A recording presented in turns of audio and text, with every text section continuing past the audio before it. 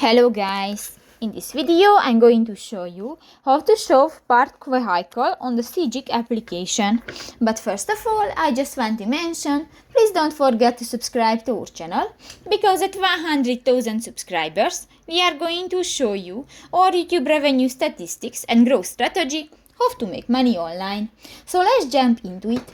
First of all, open the application on your device.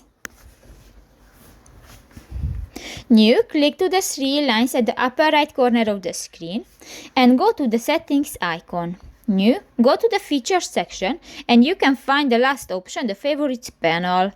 Here you can find the second option, the show parked vehicle, show parking location in favorite panel. New, this function is enabled, but if you click to the white circle, you can turn off. And you can turn on. So that's pretty much it for this video, guys. See you in the next one. Bye bye.